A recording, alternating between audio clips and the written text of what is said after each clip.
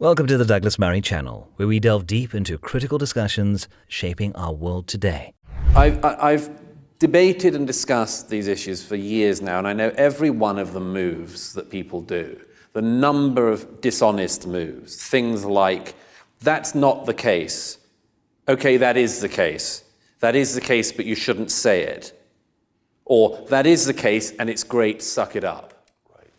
Right. So, to continue with the basic argument, this has come about, this death of Europe, or this has come about, quote, because of two simultaneous concatenations from which it is now all but impossible to recover. The first is the mass movement of peoples into Europe, close quote. So explain that, explain 2015, and tell us what happened in 2015, remind us, and that was a speeded up version of what? Well, again, you're talking to a largely American audience here, so fill us in. Basically, in the aftermath of the Second World War, most Western European countries decided that they wanted to invite migrant labor in to help rebuild. At the beginning, the idea was that they wouldn't stay. They would come and then they'd go home after doing the job. Unsurprisingly, they did stay, or at least large proportions of them did. And gradually, people started to be brought in even if there weren't jobs for them to go to. So, for instance, you imported large numbers of people from the Indian subcontinent to mill towns in the north of England when there were no mills anymore. And the thinking on that was? I'm not sure there was very much thinking. It was what we call the cock-up view of history, a succession of lazy and cowardly politicians who just found it easier to kick this one down the road and leave it to their successors to deal with. We kept changing the story of what we were doing as we were doing it. I recount in the book, we moved from the guest worker period to the multicultural period where you said, yeah, live in our country and sort of pretty much do what you like, to the modern one, which is become like us. Now, those are three totally different things in the course, again, of one person's lifetime. And I blame no migrant for being confused by that because we were confused.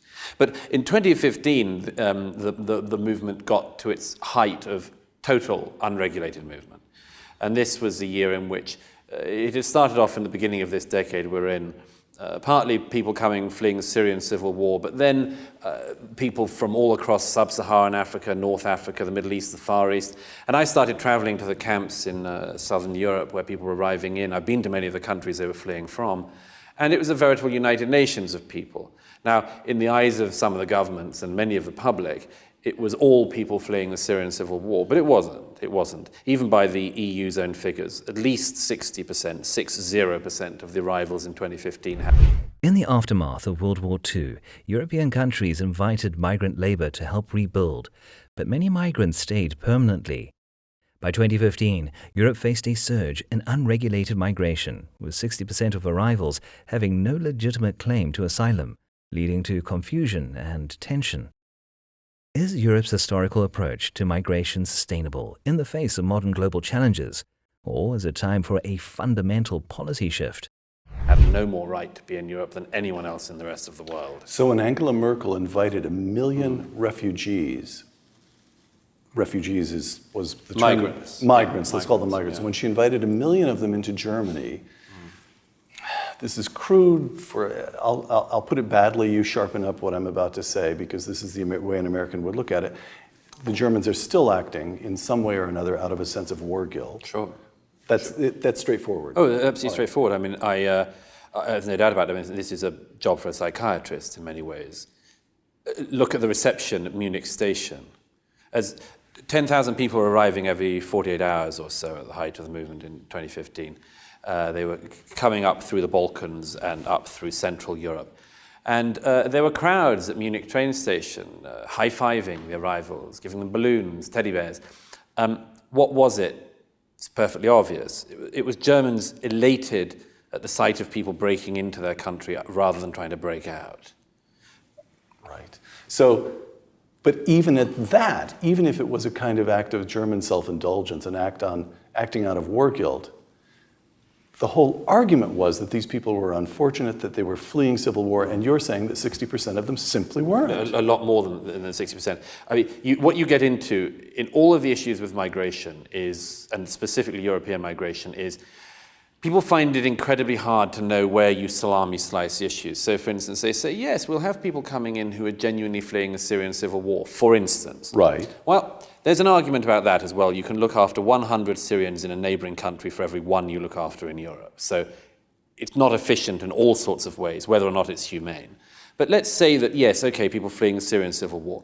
But then you have the people, including the aid agencies, making the point, well, and one Afghan refugee made this to me to my face. He said, Syrians have only been at war for 5 years. We've been at war for 15 years. Why should they have priority? Very good question.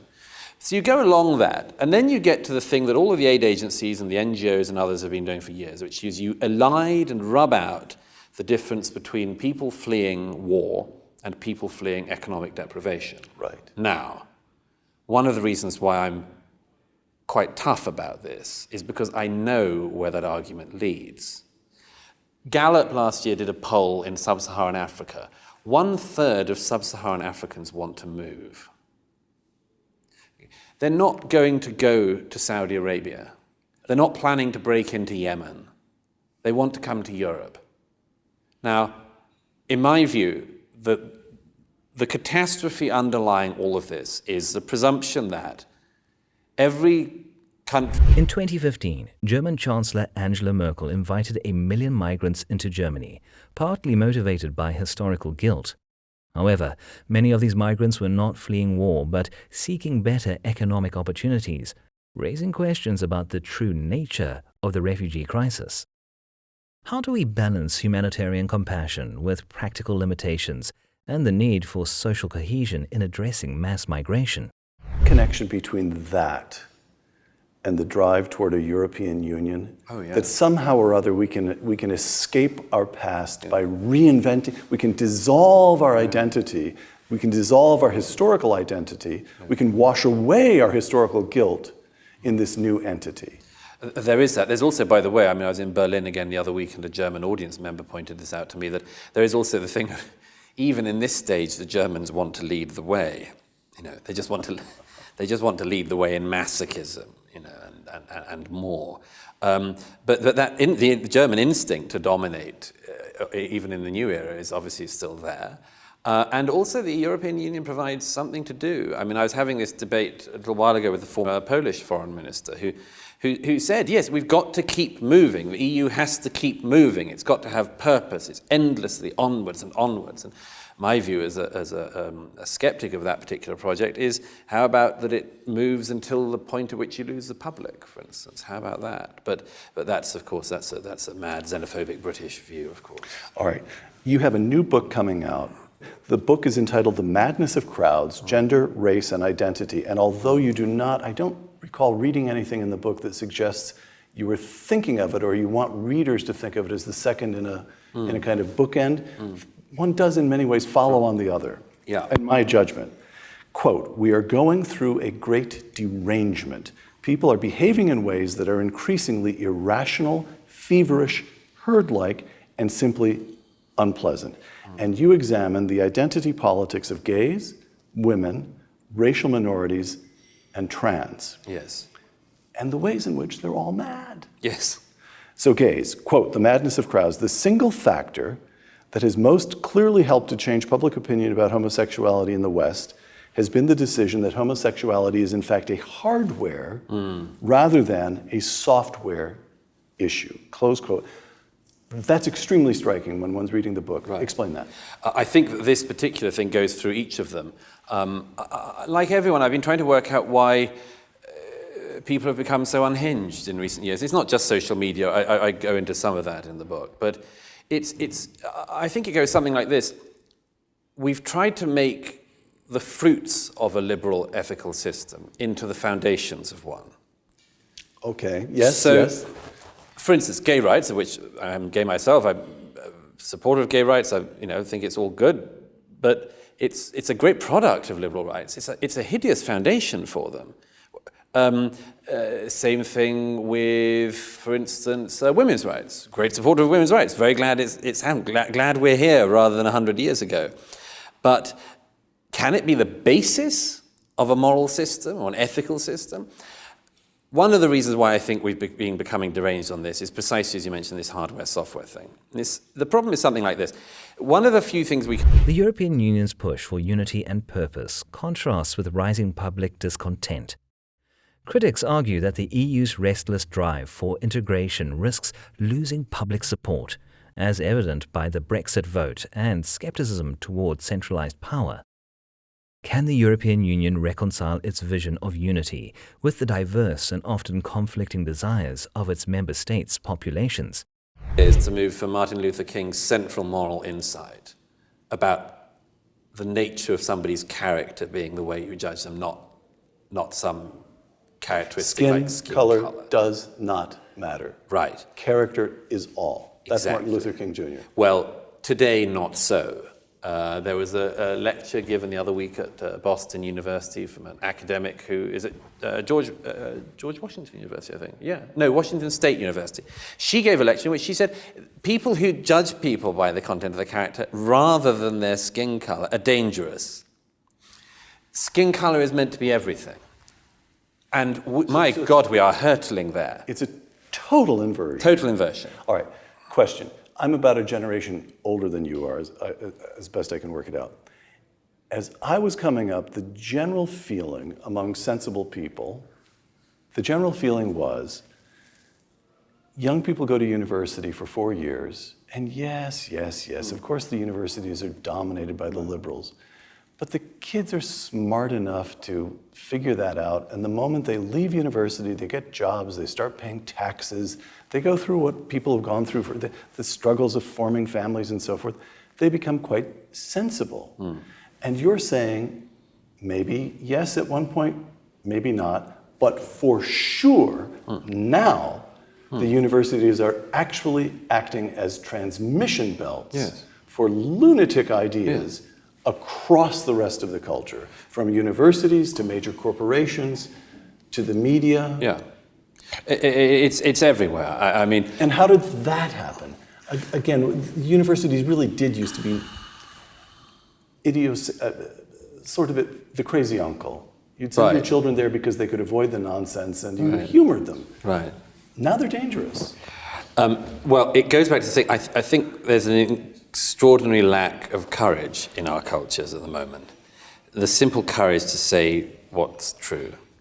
And this has an extraordinary effect because, of course, it means that if you're weighing up whether or not you should go with a mob mentality, a crowd mentality or something or not, if there's basically no benefit to telling the truth, but there could be a huge personal cost to it, you just weigh it up. I mean, is it worth doing or not? Is it, if you saw what happened to Brett Weinstein at Evergreen College, who refused to take part in a racist endeavor that the college wanted everyone to take part in, which was to make all white people leave campus for the day. If you saw that he and his family ended up being drummed out, not just of the university, but of town, and you were another academic who thought, I'm not sure I want to go in with this new era of race baiting that's disguised as anti-racism, and you saw what happened to Brett Weinstein, would you do what he did or not? Almost certainly not. And this isn't just because most academics are cowards, it's just that most people are. Most people aren't in a position in their lives, in their jobs, in their mortgage or anything else. Or children to raise, can't take risks. Right, and that's why I mentioned somewhere in The Madness of Crowds that I discovered when I was writing it from a friend in the British Army that there's a British Army device called the Great Viper, which the American military also has, but it's a device you pull on the back of a truck to a minefield, and you fire this missile, and it's got a long rope at the back filled with explosives, and it falls across the minefield very beautifully and then explodes. And it can't clear the minefield as a whole, but it can clear enough room for trucks to cross. And I said that the point of me writing The Madness of Crowds was to be this great viper. I want to try to clear a path for other people to be allowed to cross. Now, of course, the problem is I don't know, my agent points out, we don't know if you survive that or not.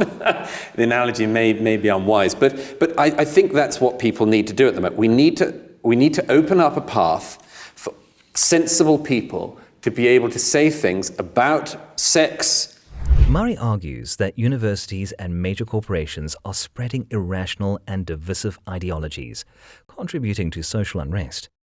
He calls for courage to speak the truth and challenge the prevailing narratives. What are the long-term consequences of allowing radical ideologies to dominate educational and corporate environments, and how can society encourage a return to reasoned discourse? And I want to ask, but I'm afraid to ask it because I'm sure that it's so hugely politically incorrect. Fire away. All right. All right, I will. But this is just between the two of us. Sure. The madness that you just described, what do Muslims make of this when they watch all this, their populations growing in Africa or the Middle East? Is it, I mean, what comes across to us every so often, videos and so forth, there will be some imam denouncing the West as decadent. But if cultural decadence means anything, right, it means something pretty close to what you're describing. Yeah. Experimenting on children and yes, yeah, and like making everything sexual and yeah, of course. I mean, well, I always think that. But what I'm worried about is that conservatives find themselves edging toward the position of saying, well, you know, those Muslims have a point. Oh yeah, of course. You can hear that already in Europe. You can hear. You can do. Oh yeah, you can hear a little bit of it in America as well. Yes, it's not an attractive route to go down. It is not. I would warn people against it. But my gosh, you can see people doing it. There was a school in Birmingham in England earlier this year where lots of the parents protested outside the school because they didn't want their children to be taught about being gay in classes to teach children about sex education, basically. And I know quite a lot of people, including social conservatives, who said, I don't know, which side should we be on? And look, it's if a culture pretends, this is a consistent thing in The Strange Death of Europe and The Madness of Crowds. If a culture pretends that it is this cheap, ridiculous, highly sexualized, race-obsessed, totally evidently self-contradictory thing, then it's hardly surprising if it doesn't survive, and it doesn't particularly deserve to.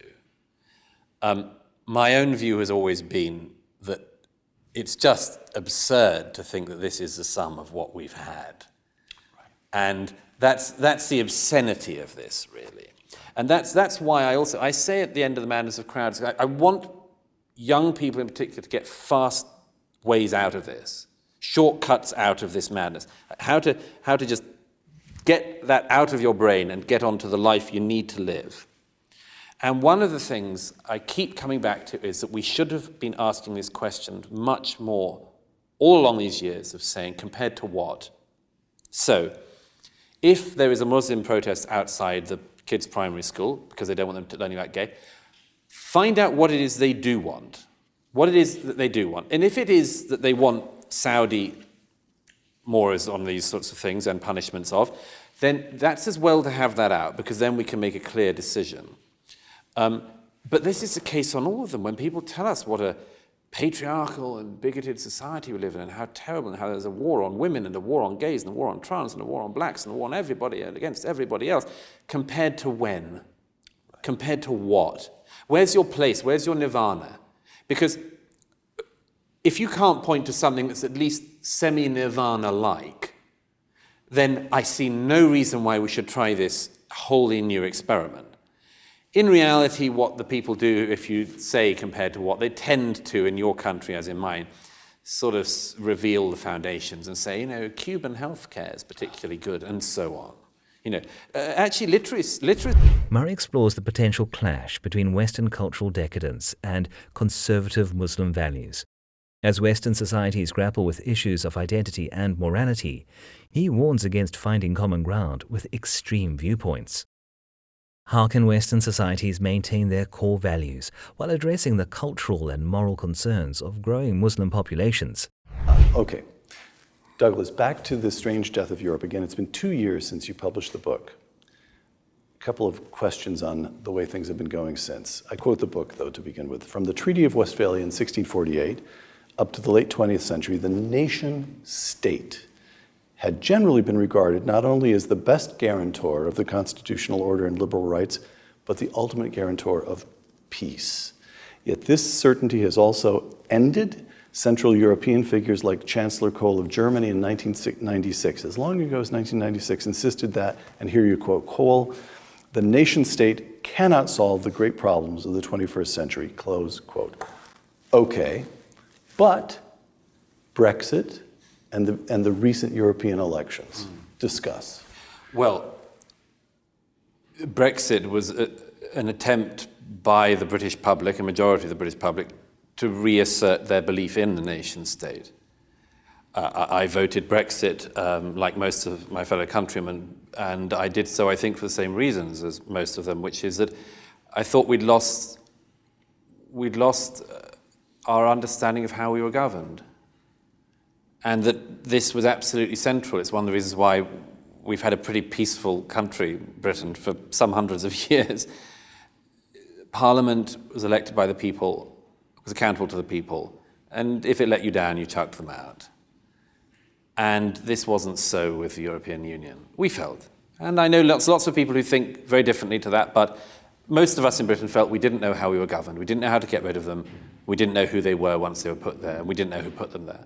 So the Brexit vote... You'd say this is from the point of view of the argument in The Strange Death of Europe, this is a hopeful sign. The British public, at least, are not remaining entirely supine. Well, except that, I mean, immigration was a huge part of the Brexit vote, because losing control of our borders was one part of the wider loss of control people were clearly objecting to. Right. But I say in the book, in advance of the Brexit vote, that just because you have national autonomy does not mean that you might not make the same ludicrous decisions. I mean, we were perfectly able, under the Blair government, to have an appallingly lax immigration policy, where 50,000 people were coming in every 6 weeks, which is the same number of Huguenots as came in the 1680s. So, you know, the numbers went up thanks to the Labour government, and if you got a Labour government like that again, then the numbers would go up like that again. And even a Conservative government's basically not been able to restrict the immigration very much in the UK. But yes, the Brexit vote was some kind, it was The Brexit vote was a reaction to the perceived loss of national sovereignty and control over immigration. However, Murray cautions that national autonomy alone does not guarantee wise policy decisions, as past UK governments have also struggled with immigration control. Will Brexit truly empower the UK to make more effective and autonomous decisions, or will it reveal deeper systemic issues that transcend EU membership? Thank you for joining us on the Douglas Murray channel. Be sure to like, subscribe, and stay tuned for more thought-provoking discussions. Until next time, stay informed and engaged.